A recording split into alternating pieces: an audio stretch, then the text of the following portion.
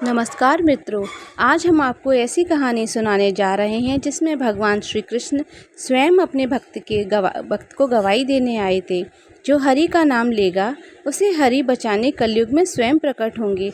इसी कड़ी में हम लेकर आए हैं कलयुग की कुछ ऐसी घटनाएं जिनसे धर्म हिंदुओं की आस्था और प्रबल हुई है।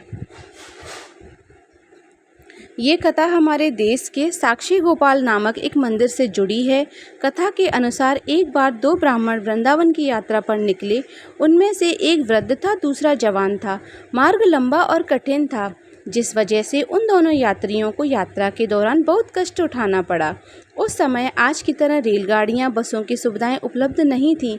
यात्रा के दौरान युवा ब्राह्मण ने वृद्ध की खूब मदद की, जिसकी वजह से वृंदावन पहुंचकर उस वृद्ध ब्राह्मण ने कृतज्ञता जताते हुए कहा कि हे युवक, तुमने मेरी खूब सेवा की है। मैं तुम्हारा अत्यंत कृतज्ञ हूँ। इस सेवा के बदले में तुम्हें पुरस्कार देना चाहता हूँ। पर उस ब्राह्मण युवक ने पुरस्कार लेने से मना कर दिया, जिसके बाद वृद्ध ब्राह्मण हठ करने लगा। फिर उस वृद्ध व्यक्ति ने अपनी जवान पुत्री का विवाह उस ब्राह्मण युवक से करने का वचन दिया।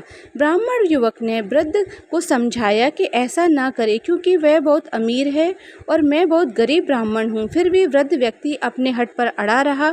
फिर कुछ दिन बाद वृंदावन में रहने के बाद वे दोनों लौट गए।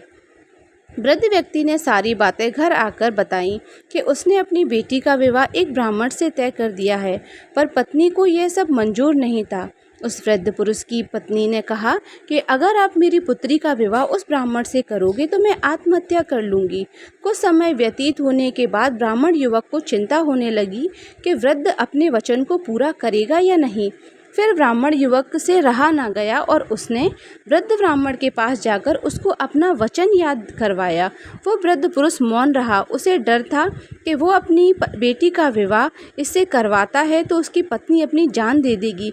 वृद्ध पुरुष ने कोई उत्तर नहीं दिया। तब ब्राह्मण युवक ने उसका जवाब दिया और उसे उसके वचन का याद दिलाया। तभी वृद्ध ब्राह्मण के बेटे ने उस ब्राह्मण युवक को ये कहकर घर से निकाल दिया कि तुम झूठ बोल रहे हो, तुम मेरे पिता को लूटने के लिए आए हो। फिर ब्राह्मण युवक ने कहा कि ये सारे वचन तुम्हारे पिताजी ने शिवगृह के सामने दिए हैं। तब वृद्ध व्यक्ति का ज्येष्ठ पुत्र, जो भगवान को नहीं मानता था, युवक से कहने लगा कि अगर तुम कहते हो कि भगवान इस बात के साक्षी हैं तो यही सही। अगर भगवान प्रकट होकर ये साक्ष्य दें कि मेरे पिता ने वचन दिया है तो तुम मेरी बहन से विवाह कर सकते हो। तब युवक ने कहा कि हाँ, मैं भगवान श्री कृष्ण से कहूँगा, वो ही साक्षी हैं। उसे भगवान श्री कृष्ण पर पूरा भरोसा था कि भगवान श्री कृष्ण उसके वृंदावन में जरूर आएंगे। फिर अचानक वृंदावन की मूर्ति से आवाज़ सुनाई दी कि मैं तुम्हारे साथ कैसे चल सकता हूँ, मैं तो मात्र एक मूर्ति हूँ। तब उस युवक ने कहा कि जब मूर्ति बात कर सकती है तो साथ चल भी सकती है।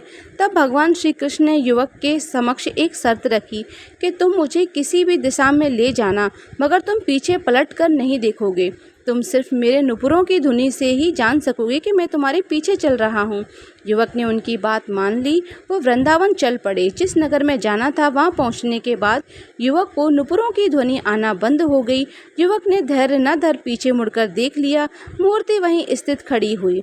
अब मूर्ति आगे नहीं चल सकती थी, क्योंकि युवक ने पीछे मुड़कर देख लिया था। वो युवक दौड़कर नगर पहुंचा। सब लोगों को इकट्ठा करके बोलने लगा कि देखो, भगवान श्री कृष्ण साक्षी रूप में आए हैं।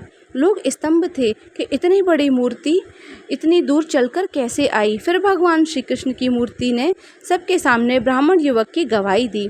उसके बाद वृद्ध ब्राह्मण की पुत्री के साथ उसका विवाह संपन्न हुआ। विवाह के बाद उस युवक ने श्री विग्रह के सम्मान में उस स्थल पर एक मंदिर बनवाया। आज भी लोग इस मंदिर में साक्षात कृष्ण के